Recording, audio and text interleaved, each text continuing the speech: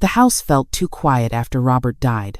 I could hear every creak of the floorboards, every tick of the grandfather clock in the hallway. We'd been married for 42 years, and suddenly I was alone in this big house in Austin, Texas, surrounded by memories and silence. Robert had been a quiet man, methodical and careful with money.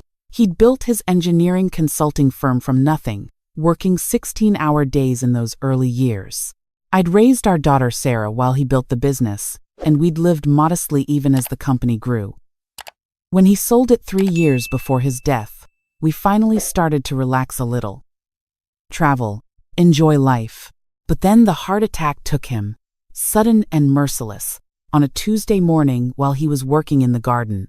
The lawyer's office smelled like old books and furniture polish. Mr. Chen adjusted his glasses and slid the papers across his mahogany desk. "Mrs. Morrison, your husband was very thorough. The sale of Morrison Engineering, combined with his investments and life insurance, comes to approximately $28 million. I stared at the number on the paper. $28 million. I'd known the company sold for a significant amount. But Robert had never told me the exact figure. He'd just said we were comfortable and could stop worrying. He left specific instructions," Mr. Chen continued. "He wanted you to be taken care of, but he also wrote you a letter." He handed me an envelope with Robert's familiar handwriting. I waited until I got home to read it. Sitting in his favorite chair, I opened the envelope with shaking hands. "My dearest Margaret, if you're reading this, I'm gone, and I'm sorry I couldn't stay longer. By now, Chen has told you about the money. It's substantial, and I want you to use it to live well, to be comfortable, to travel like we always planned. But Margaret, I need you to be careful. Money changes people. It brings out sides of them you never knew existed. I've seen it in business countless times, good people turning desperate, greedy, manipulative when they think there's money to be had. I'm not saying don't trust anyone. I'm saying let them show you who they are before they know what you have. Real love, real family, they don't need to know your bank balance to treat you right. Watch, wait, listen. The truth always reveals itself. All my love, Robert." I folded the letter carefully and looked around our living room. Everything felt different now. Like I was seeing the world through new eyes. Sarah called that evening, her voice tight with emotion. "Mom, how are you holding up?" "I'm managing, sweetheart. One day at a time. Listen, Marcus and I want to come visit this weekend, just to check on you, make sure you're eating, maybe help with some of Dad's things." My daughter had married Marcus Chen, no relation to our lawyer, 2 years ago.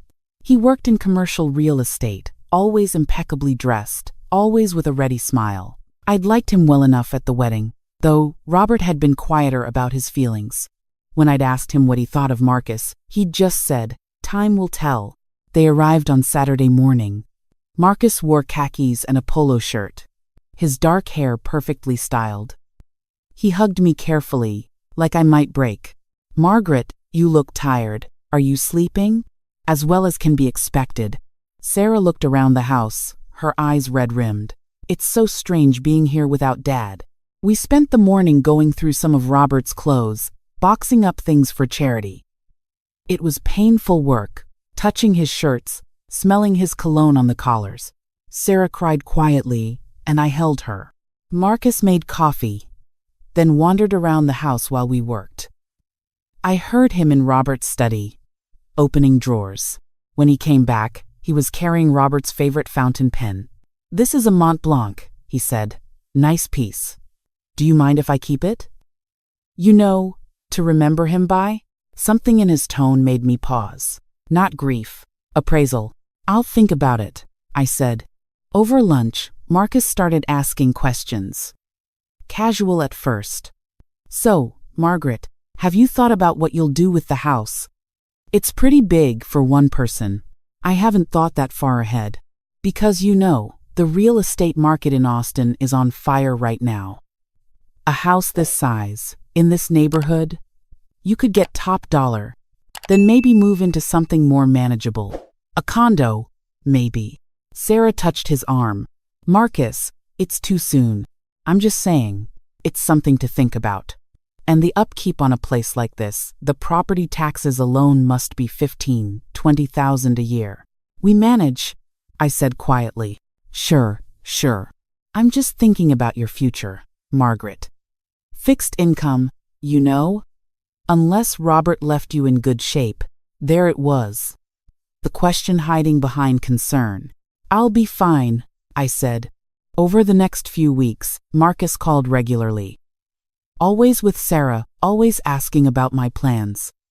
Had I talked to a financial advisor? Did I understand my expenses? Had I considered downsizing? Then one evening, Sarah called alone. Mom, I need to talk to you about something. My heart sank. What is it? Marcus and I have been looking at investment properties. There's this amazing opportunity, a commercial development near the new Tesla plant. But we need to move fast, and we're just a little short on the down payment. How short? 200,000. I closed my eyes. Sarah, that's a lot of money. I know, Mom, I know. But the returns are incredible. 20, maybe 30% annually. And we'd pay you back within 2 years. With interest. You'd actually make money. Let me think about it. Of course. No pressure. It's just, well, Marcus says opportunities like this don't come around often, and I'd hate for us to miss out because we didn't ask. After she hung up, I sat in the dark living room, Robert's letter in my hand. Watch. Wait. Listen. 2 days later, they showed up unannounced. Marcus was wearing a suit, carrying a leather portfolio. Sarah looked nervous. We wanted to show you the prospectus, Marcus said, spreading papers on the dining room table. See?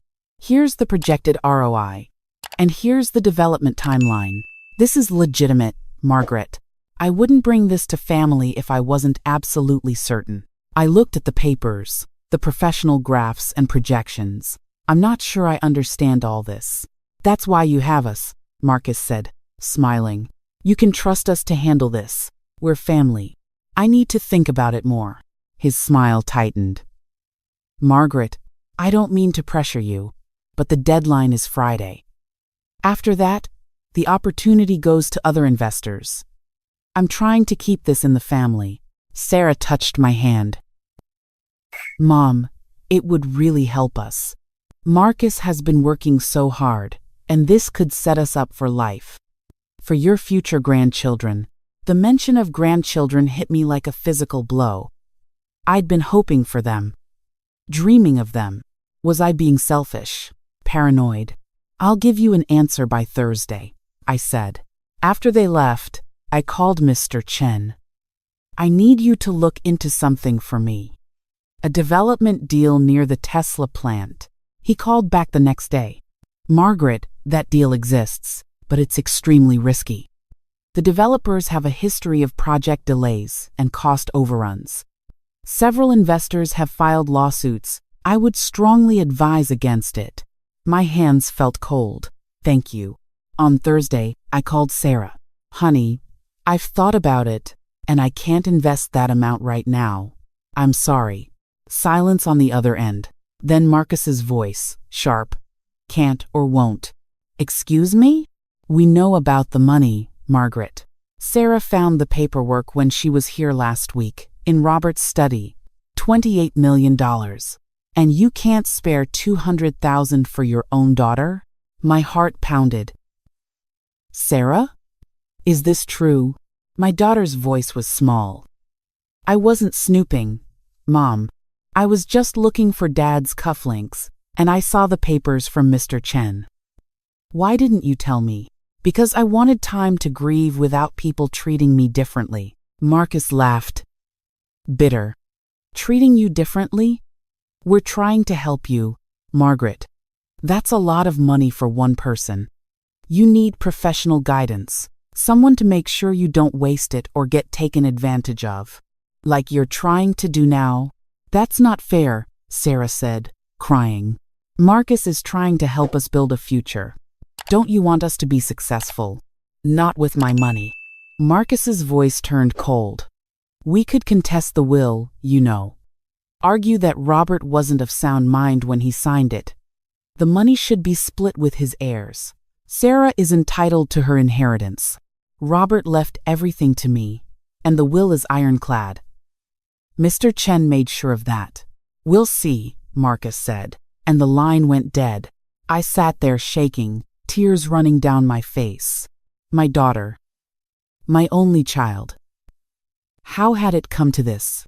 3 weeks passed in silence. No calls, no visits. I told myself it was for the best, that Sarah would come to her senses. But the silence hurt more than I'd expected.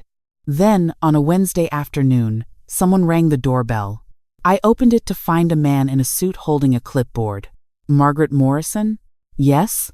You've been served. He handed me a thick envelope and walked away. Inside was a lawsuit. Marcus and Sarah Chen vs. Margaret Morrison. They were suing for their rightful share of Robert's estate, claiming undue influence, diminished capacity, and elder abuse. Elder abuse. From my own daughter. I called Mr. Chen immediately. He came to the house that evening, read through the lawsuit, and shook his head. This is baseless, Margaret. Completely without merit. But it's going to be expensive and emotionally draining to fight. What do they want? $10 million. They're claiming that as Robert's heir, Sarah is entitled to a significant portion of the estate, and that you've been hoarding it. I felt sick. Robert left everything to me. His will was clear. I know. And will prove that. But Margaret, I have to ask, do you want to fight this?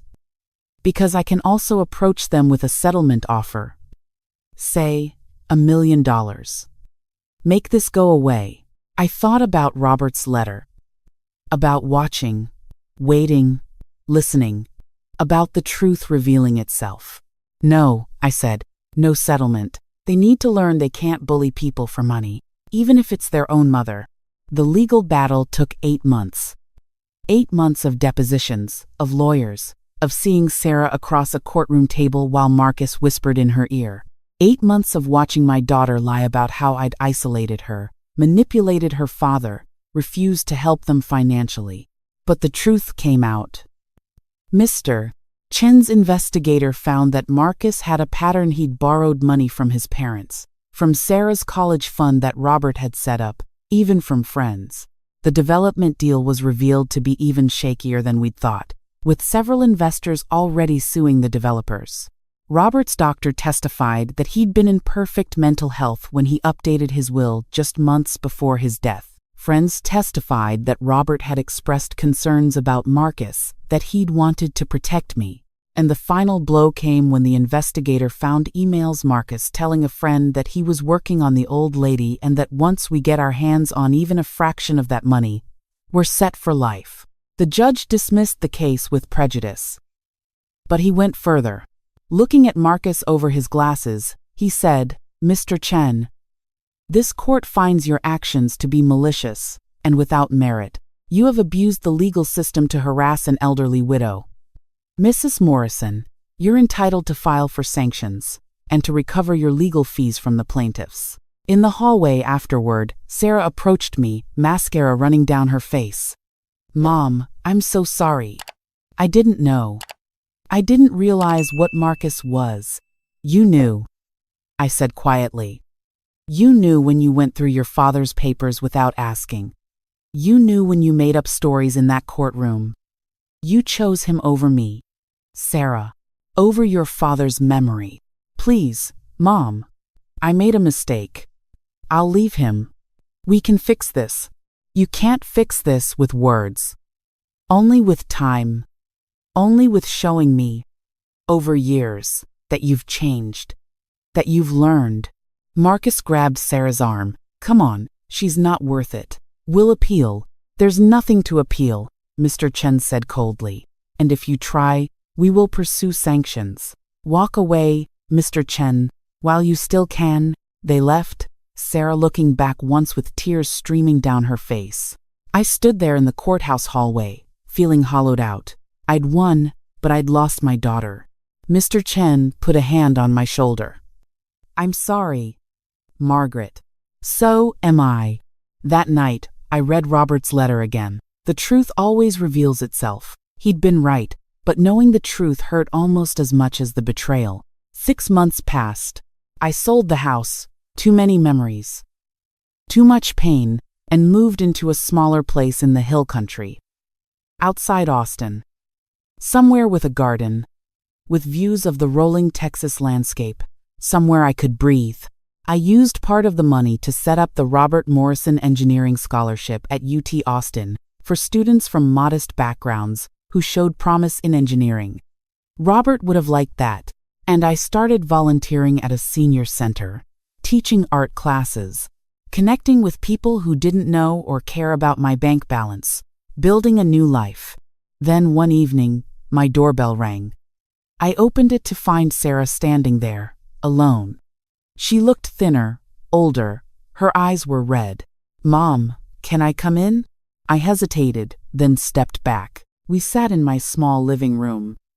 She twisted her hands in her lap. I left him. Marcus. 2 months ago. He was after we lost the lawsuit. He got worse. Angry all the time, blaming me for not getting the money. I finally saw what you and Dad saw all along. I waited. "I'm not here to ask for anything," she continued quickly. "I'm not here to apologize again, because I know words don't mean anything anymore. I just wanted you to know that I'm getting help. Therapy. Trying to understand how I let myself become that person in the courtroom. How I hurt you. Why are you telling me this? Because you're my mother. Because I lost Dad, and I can't lose you too. Even if you never forgive me. I need you to know, I'm trying to be better." Tears rolled down her cheeks. "I miss you. Mom. I miss who we used to be." I felt my own tears starting. "I miss that too. Do you think someday we might?" "I don't know," I said honestly. "Trust isn't rebuilt overnight, Sarah. Your father taught me that. Real love shows itself through actions, through time, through consistency. I understand. Would it be okay if I came by sometimes, just to talk? I won't ask for anything. I just want to try." I looked at my daughter, at the pain and regret in her eyes. Was it real? Time would tell. Robert had taught me that too. "Once a month," I said. "We can have tea, talk, see where it goes." She nodded, wiping her eyes. "Thank you. That's more than I deserve." After she left, I sat on my porch, watching the sun set over the hills. The sky was painted orange and pink, beautiful and vast. Robert would have loved this view. I thought about his letter, about the wisdom he'd left me. He'd been right about watching, waiting, listening. The truth had revealed itself. Painful as it was, Marcus had shown me exactly who he was. And Sarah, well, Sarah was trying to show me something different now. Whether that would be enough, only time would tell. But I was okay now. Alone, yes, but not lonely. I had my art, my volunteering, my scholarship fund helping bright young students achieve their dreams. I had a life I'd built on my own terms, free from manipulation and lies. The money Robert left me wasn't just financial security. It was a test, a lesson, a gift of clarity. It had shown me who people really were when they thought there was something to gain. And it had taught me that the most valuable inheritance wasn't the $28 million.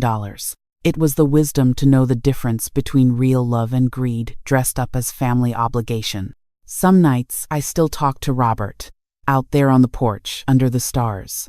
I tell him about the scholarship students, about the art classes, about Sarah's slow journey back toward redemption.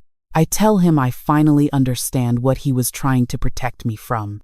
And sometimes, when the wind blows just right through the live oaks, I swear I can hear him say, "I know, Margaret.